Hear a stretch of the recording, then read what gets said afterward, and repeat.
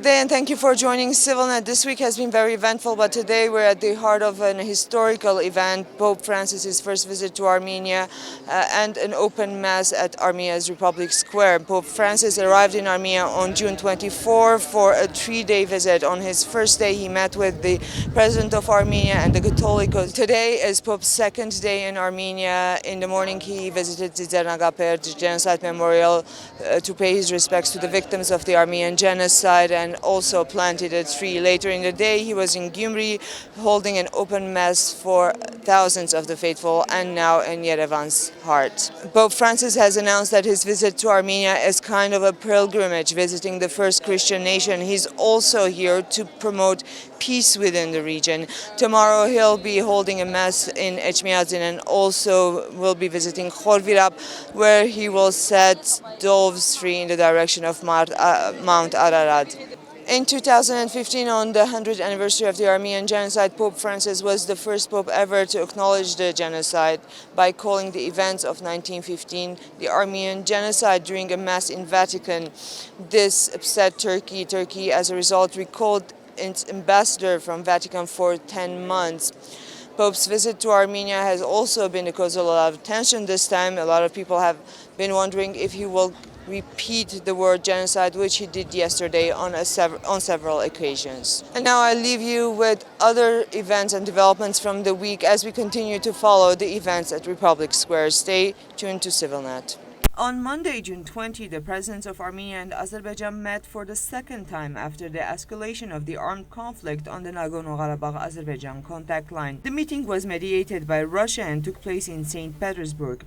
Russian President Vladimir Putin held separate meetings with the Armenian and Azerbaijani presidents prior to the trilateral meeting, to which the OSCE Minsk Group co-chairmen were also invited. In a joint statement following the summit, Serge Sargsyan, Vladimir Putin and Ilham Aliyev reassured that the sides have restated agreements reached at the May 16th Armenian-Azerbaijani summit in Vienna, which are aimed at the stabilization of the situation and the creation of an atmosphere which would help move the peace process forward. The sides agreed to increase the number of international observers. The presidents also agreed to continue holding regular summits in the same format in addition to the activities carried out by the co-chairs of the OSCE Minsk Group.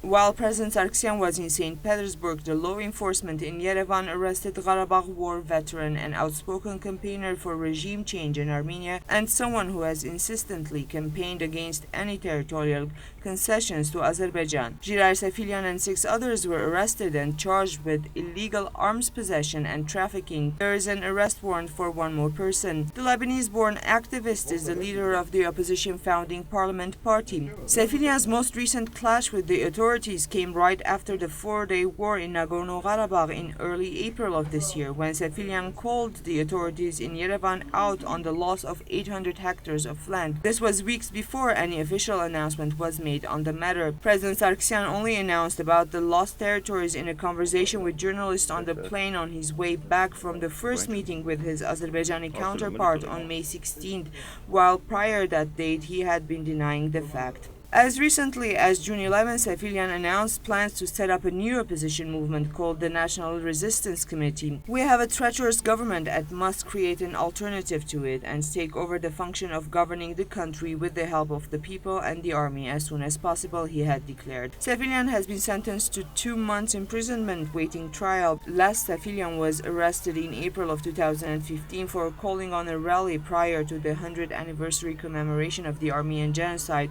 for insinuating public disorder.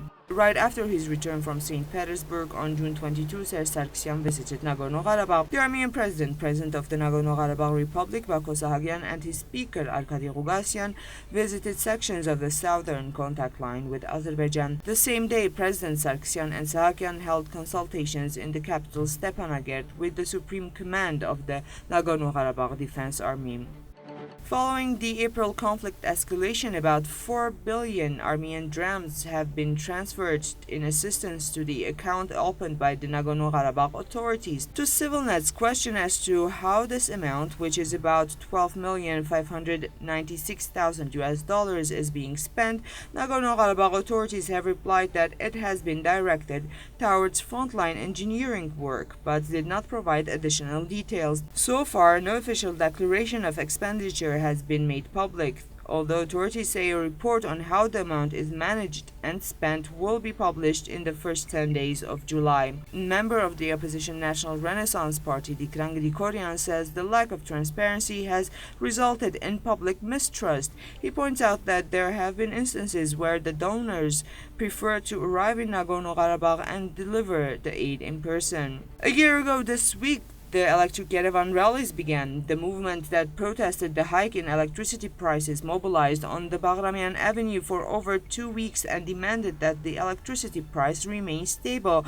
when the Armenian Public Services Regulatory Committee announced that starting August 1st of 2015, the cost of electricity would go up to 7 drams per kilowatt per hour. The Russian-owned electricity networks of Armenia holds an exclusive license to distribute electricity at tariffs approved by Armenia's Public Service Regulatory Commission. The electric networks of Armenia justified its decision to increase the price of electricity by pointing out to its overall losses. As a temporary solution to the situation, the Armenian government agreed to temporarily subsidize the difference in the price of electricity after the activists on Baghramian would not disperse even after the government applied considerable force.